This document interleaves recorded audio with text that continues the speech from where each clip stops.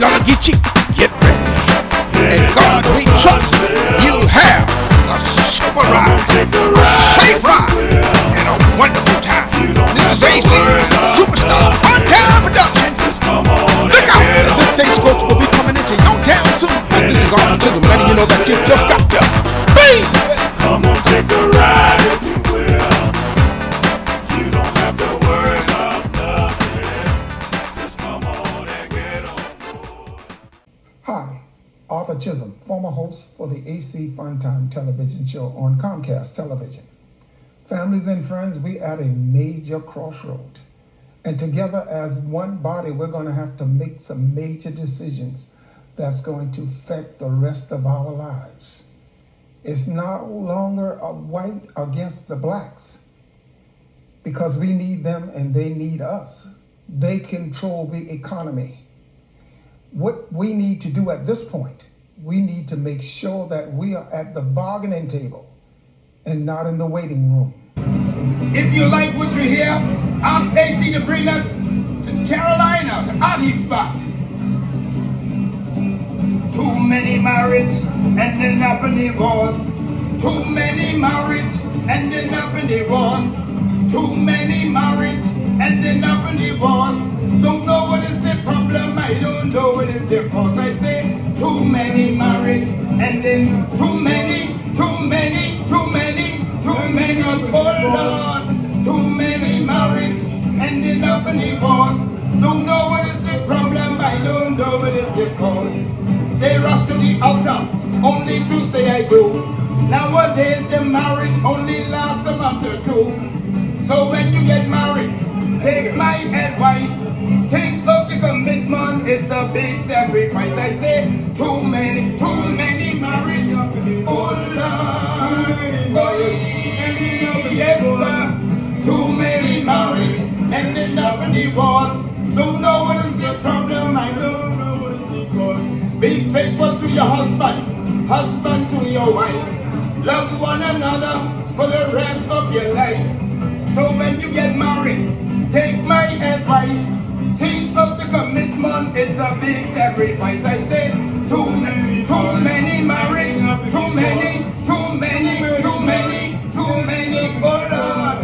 Too many marriage ending up in divorce. Don't know what is the problem, I don't know what is the cause. Don't know what is the problem, I don't know what is the cause. Don't know what is the problem, I don't know what is the cause. If you like what you hear, let AC bring us to North Carolina, Achisolm.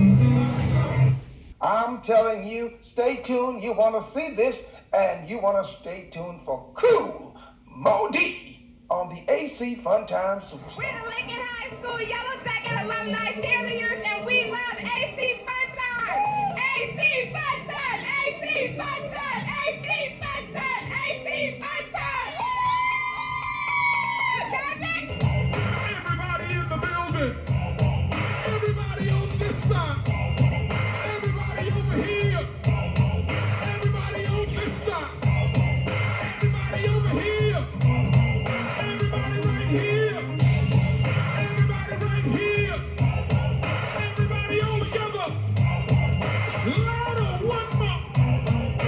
Break it down. We need our edge-o, guys to get our edge-o, therefore why no, because it's the only way for us to go. It's what we need to say we succeed in a part of our life, so listen up and take heed. It's all right to read, so I grabbed the book, took the look, and now I'm hooked on the power by the hour. Check out the time, you're lost, where's the source? I guess the mind, but you don't see because you're falling way behind. You're out of line figuring you guys lost the time. You're blind to the fact black, trying to be a Mac that don't know how to act, so your school don't want you back. Don't be a fool who want you stay in school because it's cool, and to remember that's the most important rule. Well, good afternoon and welcome to the AC Fun Time Superstar. We are here and we are having a fantastic time. Cool Modi in Charleston, South Carolina. Welcome to our beautiful city. Elder Carly Town, would you like to say something before I turn the mic over to the superstar? Yes. I just want to welcome you to Charleston, South Carolina, and the Gullah Geechee Nation. And I want you to know that you brought some very, very positive energy up in here tonight.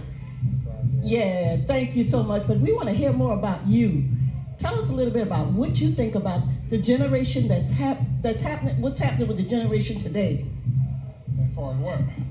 Well, Kumo D, we are having, you was on stage and you mentioned what's going on across the nation and what's happening, and we want to keep it clean, but we want to, kind of touch on some things that maybe you can say something that will encourage the youth to come together and stop the crime and stop the violence, and we all connected, and we all have to come together to make things work. What do you have to say about that?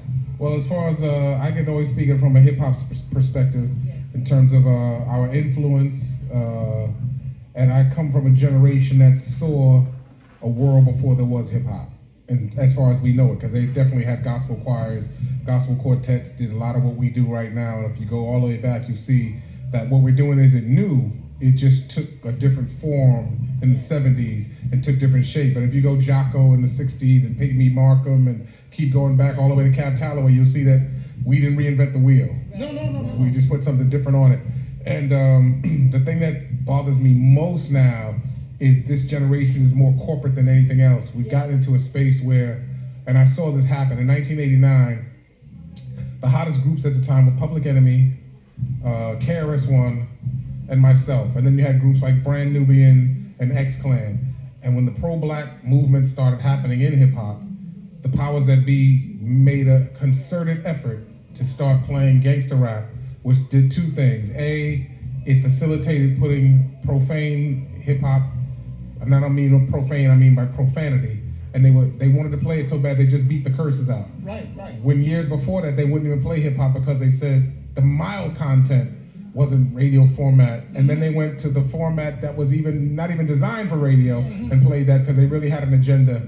And the second thing that it did, besides making it popular, it also created the quote-unquote East Coast, West Coast thing, and we were never, ever against those brothers. It's just like if you go to the 70s, we had blaxploitation movies, you had the Max and the Pimps or whatever, but you also had the Black Panthers at the same time. So it was always a balance. What mainstream America has done is taking the so-called gangster rap or like the gangster movie and made that the only channel that we see ourselves through. So you never got anything. It's almost like after the 80s, it was almost like the Cosby Show was too much, Different World was too much, Eddie Murphy and all of the stuff that was happening that was so positive in terms of what we were doing, not only economically, but socially, we had a different kind of space that we were in. And when they saw that happening, and I tell people all the time, 90% of what you hear on the radio is paid for. So somebody went to a whole lot and paid a whole lot of money to create the consciousness that we're in now. So the most popular rappers, and I would say this again, and this was no slight to Jay-Z, but they're handpicking who they're going to push those buttons on. So what starts to happen is, if you have KRS-One talking about Jesus was black, and you have Public Enemy saying things that are pro-black, they don't want that message to be too popular.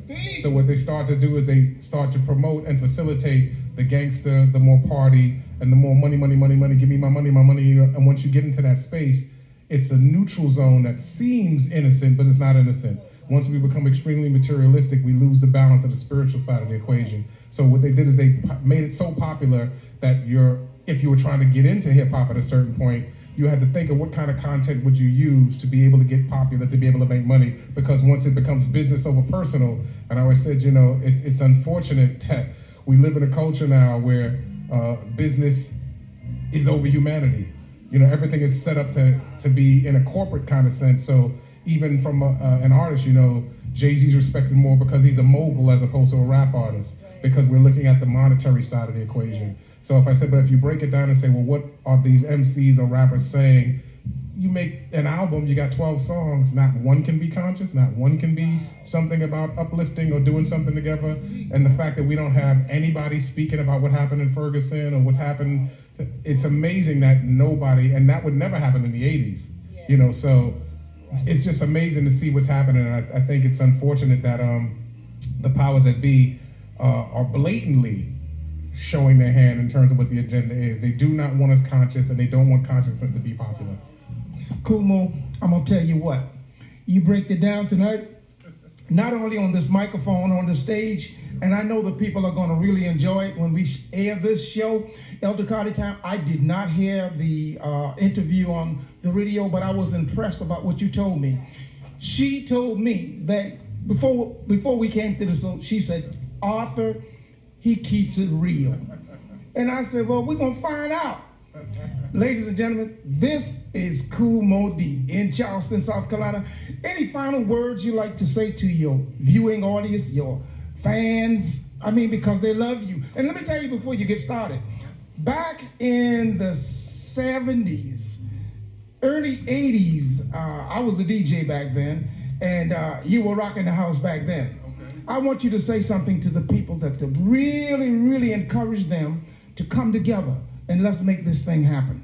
Well, again, for me, I think the organic side of life, even if you're not conscious of it, if you're not aware of it, the spiritual side of you is always working. It's always there. There's certain things that you naturally would instinctively in your DNA pre-encoded. It's like we stop our history at slavery, but if you go further back to the kingdoms and you get into the Egyptian kingdoms and all the stuff that we come from before slavery, we would see that it's almost like somebody rebooted the computer and gave us a profile that starts from a reference point that doesn't talk about our greatness. That only talks about us from the slave standpoint. And even if you really break that down, it's like they actually tried to destroy us. So the fact that we're here lets you know that there's something more powerful going on inside of you. If you tap into that power, which is what the MCs did in the 70s into the 80s, we didn't know that it would turn into a business. We were doing what we did organically, pre-encoded in our DNA. The griots from the African storytellers from way back in the day, we're doing the exact same thing again, and we're just reinventing the wheel. And I say, if you want to, I don't do Christian, Muslim, Islam, to each his own, do what you do. But in a spiritual sense, if you see whatever happens, what man destroys cannot ever undo energy that God creates. So if a bomb goes off and the grass burns, at some point the grass will sprout again because it can't be destroyed. So it doesn't matter how hard they go or what they do. Brothers like myself, Chuck D, KRS-One, people that come from that era, that come from that conscious space are still here. And although it may not be the most popular, it's still very viable. Yes. Cool. I want to thank you. And if we were taking up collection, I would go ahead and do this. But we want to really thank you for this opportunity. Elder Carly Tab, is there any final words coming from you? Yes. I want to thank you, brother, for the consciousness. I'm all about the energy. I know what the energy is about. And I appreciate you so much. I know the ancestors sent you here. Absolutely. Yes. Peace. Yes. Do you have Facebook? Say it again? Do you have Facebook? I'm on Facebook, Kuma. Okay, please make friends with us on Facebook.